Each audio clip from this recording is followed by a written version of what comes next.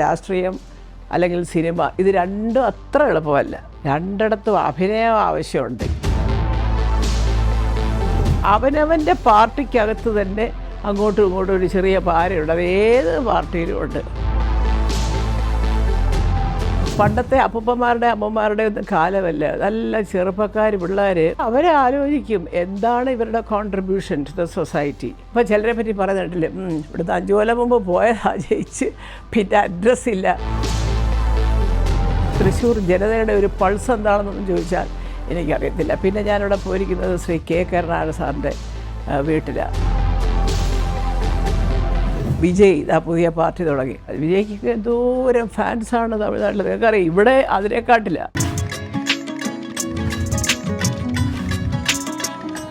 എന്നെ കഴിഞ്ഞ പ്രാവശ്യം നിങ്ങളോടൊക്കെ സംസാരിക്കുമ്പോൾ സിനിമ, അഭിനയം, കൂടെ അഭിനയിച്ചവർ, ഞാൻ ചെയ്ത വ്യത്യസ്ത എന്താ പറയുക സിനിമാ രംഗത്ത് എൻ്റെ വിവിധ വേഷം എന്ന് വെച്ചാൽ എൻ്റെ ക്യാരക്ടേഴ്സ് അല്ല, പ്രൊഡ്യൂസർ, അങ്ങനെ പലതും നമ്മൾ സംസാരിച്ചു. ഞാനിപ്പോൾ ഈ അടുത്ത കാലത്ത് വീട്ടിലിരിക്കുമ്പോൾ പത്രങ്ങളൊക്കെ വായിക്കും, ന്യൂസൊക്കെ കാണുന്നത് സ്വാഭാവികം. നമ്മളെല്ലാവരും പത്രം വായിക്കുകയും ന്യൂസ് വായിക്കുകയൊക്കെ ചെയ്യും. അപ്പോൾ ഞാൻ നോക്കുമ്പോൾ ഇപ്പോഴത്തെ ഒരു അടുത്ത കാലത്തല്ല ശരിക്കും നമ്മുടെ ബഹുമാന്യനായ MG രാമേന്ദ്രൻ, MGRൻ്റെ കാലം മുതലുണ്ട് ഈ സിനിമാക്കാർ രാഷ്ട്രീയത്തിലേക്ക് വരുന്നൊരു പുതിയ ട്രെൻഡുണ്ട് ഇപ്പോഴും, അല്ലേ? അപ്പോൾ അന്ന് MGRും ജയലളിതയൊക്കെ വളരെ സജീവമായിട്ട് സിനിമയിൽ നിൽക്കുകയാണ് ആ ഒരു സമയത്ത്.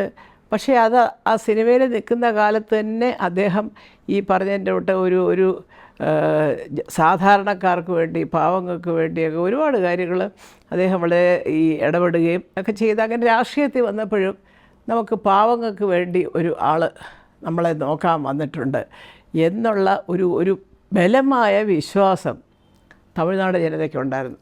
സത്യം പറയാം. കാരണം നമ്മളിപ്പോൾ അറിയാമല്ലോ, ഇല്ലമ്മ അയ്യോ പുരട്சி അവർ വന്നാൽ എന്നാ തരുമമ്മ എங்களுക്കെല്ലാം ഏതാത് വീട് കിടയ്ക്കോ അത് കിടയ്ക്കും എന്നൊക്കെ. അവിടെ ഞാനൊരു 10-15 വർഷം അവിടെ താമസിക്കുമ്പോൾ എൻ്റെ കൂടെ നിന്നവർക്കൊക്കെ അദ്ദേഹം എന്ന് പറഞ്ഞാൽ ദൈവത്തിനെ പോലെയാണ്.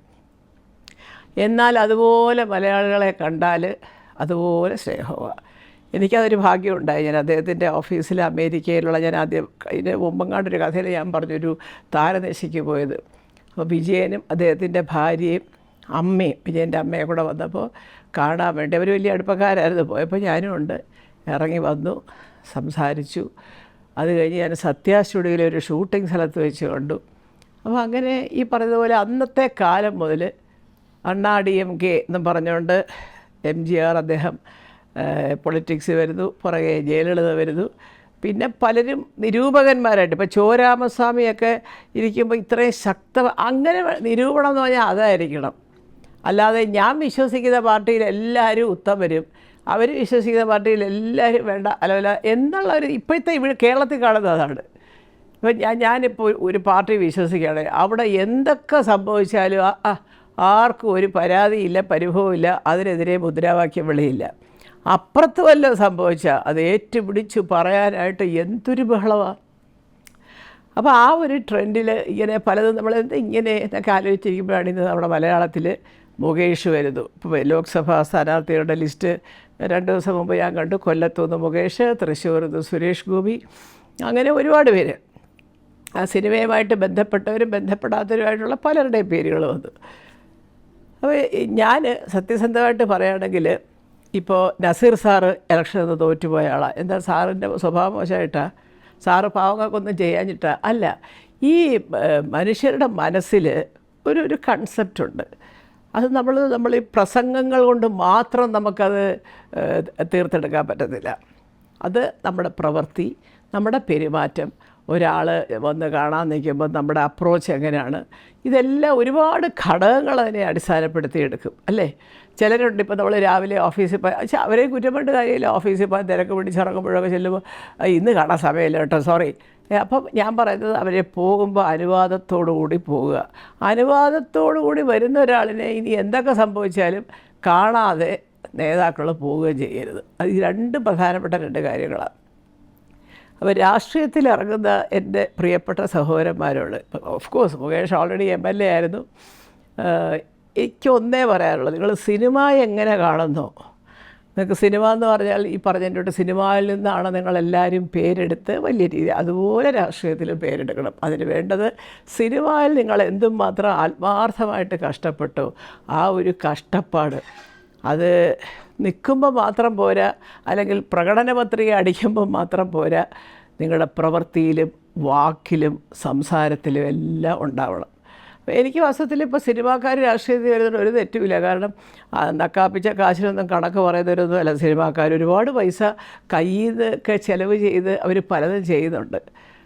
പക്ഷേ അവനവൻ്റെ പാർട്ടിക്കകത്ത് തന്നെ അങ്ങോട്ടും ഇങ്ങോട്ടും ഒരു ചെറിയ പാരയുണ്ട്. അത് ഏത് പാർട്ടിയിലും ഉണ്ട്. ഇപ്പോൾ കോൺഗ്രസ് പാർട്ടി എടുത്താലും കമ്മ്യൂണിസ്റ്റ് പാർട്ടി എടുത്താലും BJP എടുത്താലും അവിടെ എവിടെയെങ്കിലും ഒരാൾ ഇച്ചിരി ഒന്ന് ഷൈൻ ചെയ്തത് കണ്ടാൽ അതിനകത്തുള്ളവർ തന്നെ തിരിച്ച് ഒരു പുറകെ ഇത് കുത്തുന്ന ഒരു സ്വഭാവമുണ്ട്. അതും മാറ്റണം.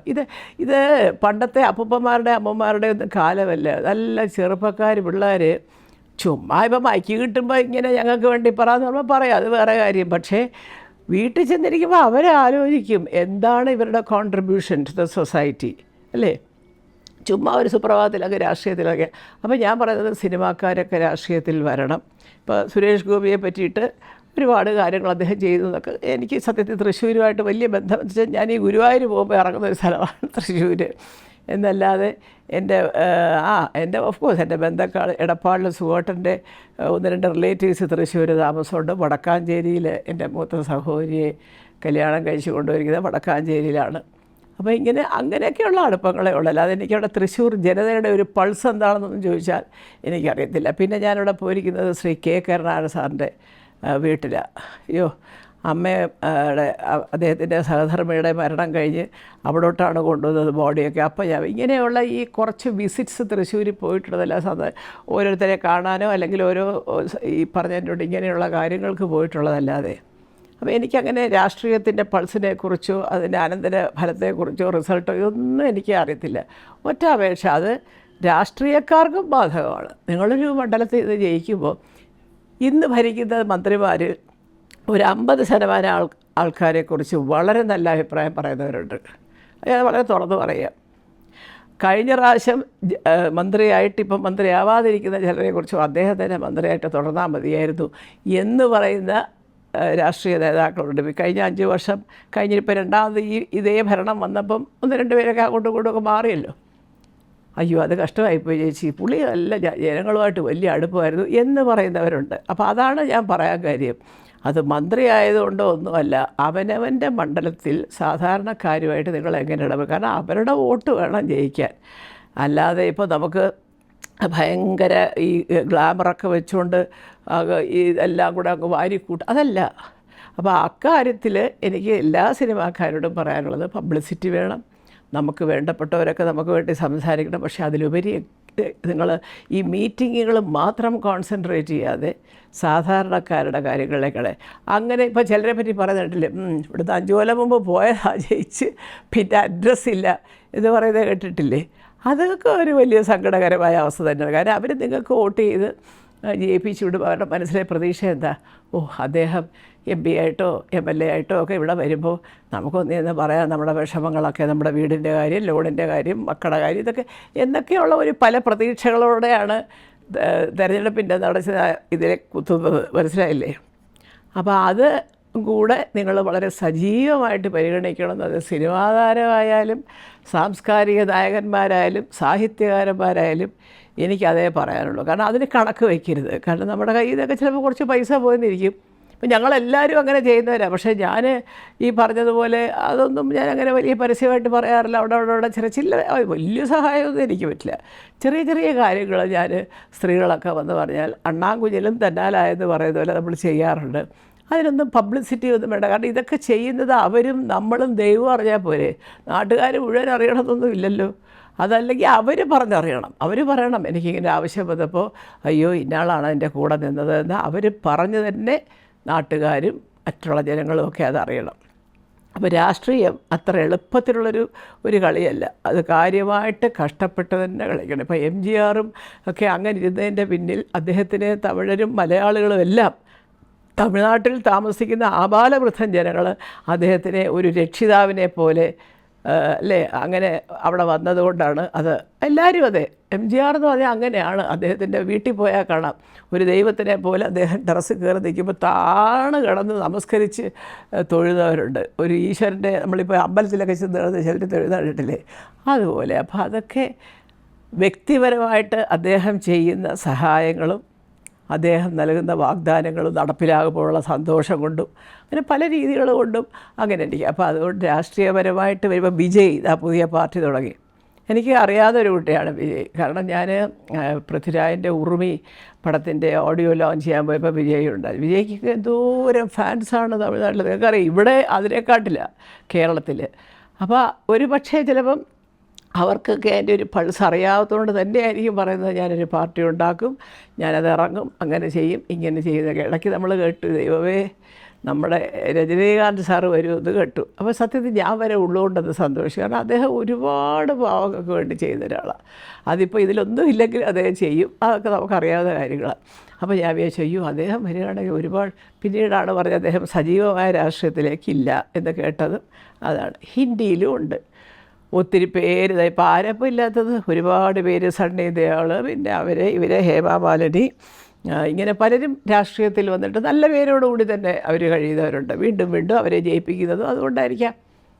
എന്തായാലും രാഷ്ട്രീയവും സിനിമയും തമ്മിൽ അഭേദ്യമായ ബന്ധമുണ്ടോ എന്ന് ചോദിച്ചാൽ അങ്ങനെ വലിയ ബന്ധമൊന്നുമില്ല. പക്ഷേ സിനിമാ നടന്മാർക്ക് രാഷ്ട്രീയ നേതാക്കളാകാം, രാഷ്ട്രീയക്കാർക്ക് സിനിമയിൽ അഭിനയിക്കാനായിരിക്കും പിന്നെ കുറച്ച് പ്രയാസം കൂടുതൽ. കാരണം ഇവരൊക്കെ എന്ന് പറഞ്ഞാൽ സിനിമ എന്ന മീഡിയത്തിലൂടെ ജനങ്ങളുമായിട്ട് സമ്പർക്കം പുലർത്തുന്നവരും, ഒരു തിയേറ്ററിൽ ചെന്നാലും ഒരു പബ്ലിക് ഫംഗ്ഷൻ ചെന്നാലും ഒക്കെ അയ്യോ ഇന്നാൾ വന്നേ, അല്ലെങ്കിൽ ഒരു താരം വന്നു കഴിഞ്ഞാൽ അവിടെ ഒരു വലിയ ആൾക്കൂട്ടമാണ്. അത് ആ താരത്തിനോടുള്ള ആരാധനയാണ്. ഇനി ഒരുപാട് പേരുകളുണ്ട് കേട്ടോ. ഇപ്പോൾ ഖുഷ്ബു, ഇവരെല്ലാവരും അതെ. ഇപ്പം വലിയ സിനിമാ നടിമാരായതിനു ശേഷം റോജ അടക്കമുള്ളവർ പിന്നെ രാഷ്ട്രീയത്തിലേക്ക് വരികയും ചിലർ വേണ്ടെന്ന് വയ്ക്കുകയും ചിലർ തുടർന്ന് ഇപ്പോഴും രാഷ്ട്രീയത്തിൽ തന്നെ നിൽക്കുകയൊക്കെ ചെയ്യുന്നവരുണ്ട്.